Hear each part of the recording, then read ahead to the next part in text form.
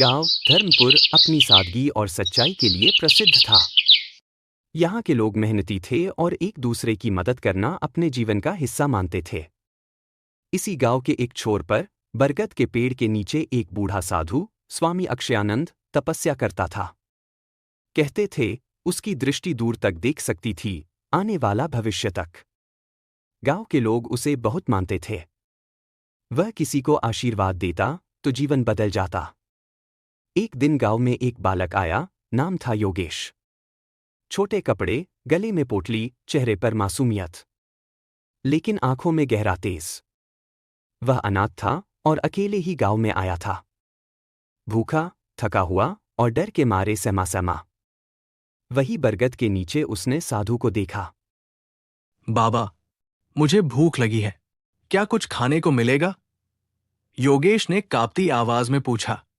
साधु ने मुस्कराकर उसे अपने पास बुलाया। उसे खाना दिया। योगेश ने वह खाना खाते हुए जीवन का पहला चैन महसूस किया। खाने के बाद वह वहीं साधु के पास बैठ गया। साधु ने कहा, बेटा, तुम कुछ पूछना चाहते हो? पूछो।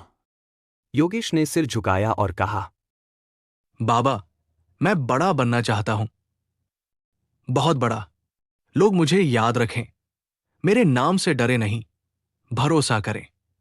साधु ने उसकी आंखों में देखा और कहा, तो सुनो योगेश, आज से एक वचन दो। जीवन भर कभी किसी से झूठ नहीं बोलोगे, किसी को धोखा नहीं दोगे। यह कठिन होगा, पर अगर निभा लिया तो एक दिन तुम देश के सबसे बड़े नेता बनोगे और लोगों के दिलों पर राज करोगे, डर से नहीं, सच्चाई से। योगेश ने आंखें बंद की और गहराई से उस वचन को दोहराया। मैं जीवन भर झूठ नहीं बोलूंगा। समय बीता। योगेश अब 18 वर्ष का हो चुका था। तेज दिमाग, परिश्रमी और बोलने में अद्भुत। गांव में कोई समस्या होती, योगेश आगे होता। पंचायत में न्याय चाहिए, योगेश की बात अंतिम मानी जाती। धीरे धीरे उसके गुणों की चर्चा दूसरे गांवों तक फैलने लगी। एक दिन जिले के एक पुराने नेता राजन मलिक ने उसे बुलाया। योगेश बेटा, मैं तुम्हारे बारे में सुनता आ रहा हूं। क्या तुम हमारे युवा संगठन में आओगे?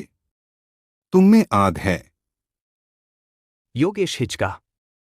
उसने कहा, पर राजन जी, राजनीति में तो बहुत झूठ चलता है। राजन मलिक हंसे। बिल्कुल चलता है बेटा, पर अगर तुम जैसे सच्चे लोग नहीं आएंगे तो झूठ ही बचेगा। यह वाक्य योगेश के दिल में उतर गया। उसने संगठन ज्वाइन कर लिया। कुछ वर्षों में योगेश का नाम पूरे जिले में गूंजने लगा। लोगों को लगता जैसे कोई पुराना राजा फिर से धरती पर आया है, ईमानदार, निडर और सच्चा। गांव-गांव जाकर वह जनता की समस्याएं सुनता, समाधान खोजता, भ्रष्ट अधिकारियों से भिड़ता। भाषणों में सच्चाई की बातें करता। हर बार वह मंच से कहता, मैंने बचपन में वचन दिया था कि कभी झूठ नहीं बोलूंगा, चाहे कुछ भी हो जाए। लोग तालियां बजाते। राजन मलिक ने उसे अगला जिला प्रतिनिधि घोषित किया। और कुछ ही वर्षों में योगेश विधायक बन गया। अब योगेश सत्ता में था। असेंबली, सचिवालय और नेताओं की बड़ी बैठकें, यह सब उसकी नई दुनिया बन गई। धीरे धीरे वह उस दुनिया में ढलने लगा। साहब, अगर ये फाइल पास करवा दें तो पार्टी को चंदा मिलेगा। योगेश जी, बस अखबार में लिखवा दीजिए कि पुल बन गया है। असल में नहीं भी बने तो कौन देखता है। ऐसे ऐसे प्रस्ताव आने लगे। योगेश मना करता रहा। लेकिन जब पार्टी ने कह दिया, अगर तुमने सहयोग नहीं किया तो अगली बार टिकट नहीं मिलेगा, तब वह सोच में पड़ गया। वो पहली बार झूठ बोला। एक छोटे प्रोजेक्ट की तारीख आगे खिसकाई और मीडिया में कह दिया कि पूरा हो गया। अंदर कुछ टूटा। पर उसने खुद से कहा, बड़ी भलाई के लिए छोटे झूठ जरूरी है। योगेश अब मंत्री बन चुका था। लेकिन उस पुराने साधु का चेहरा कहीं दूर धुंधला पड़ चुका था। एक दिन एक निर्माणाधीन पुल गिर गया। 4 लोग मारे गए। उस पुल का उद्घाटन योगेश ने झूठी तारीख में दिखाकर किया था। मीडिया, विपक्ष, जनता सब टूट पड़े। योगेश ने बचाव करने की कोशिश की, पर एक बच्ची ने प्रेस कॉन्फ्रेंस में पूछ लिया, आपने कहा था कभी झूठ नहीं बोलेंगे, फिर ये झूठ क्यों बोला? वो बच्ची ठीक वैसी दिखती थी जैसे वह खुद बचपन में था। वो काँप गया। उस रात वह अपनी बालकनी में बैठा था कि एक सपना आया।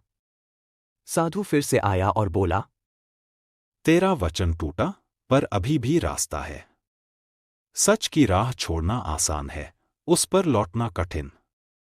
पर नाम उसी का होता है जो लौट आए। अगले दिन योगेश ने प्रेस बुलाया। सभी को लगा वह बचाव करेगा, लेकिन वह मंच पर आया और बोला, मैं झूठा हूं। मैंने वो वचन तोड़ा जो मैंने बचपन में साधु को दिया था। उस पुल की दुर्घटना मेरी जिम्मेदारी है। मैं मंत्री पद से इस्तीफा देता हूं, पर मैं वचन निभाने के लिए फिर से शुरुआत करूंगा। पूरा हॉल स्तब्ध रह गया। कोई नेता ऐसी ईमानदारी से इस्तीफा दे, यह देश में बहुत कम देखा गया था। योगेश ने राजनीति से छुट्टी ली, फिर से गांवों में जाना शुरू किया। अब उसके पास पद नहीं था, लेकिन उसके पास सच्चाई थी। कुछ महीनों बाद, जब चुनाव हुए, उसने फिर से नामांकन दिया। कोई पार्टी, कोई पैसे, कोई प्रचार नहीं, बस सच्चाई और भरोसा। लोगों ने उसे सिर आंखों पर बैठा लिया। योगेश फिर से जीता, और इस बार वो न केवल विधायक, बल्कि जनता का नेता बन गया। अंतिम संदेश। सच्चाई एक वचन की तरह होती है, एक बार निभाओ तो पूरी दुनिया पर छा जाओ। झूठ जितना भी बड़ा हो, अंत में सच्चाई के आगे हार ही जाता है।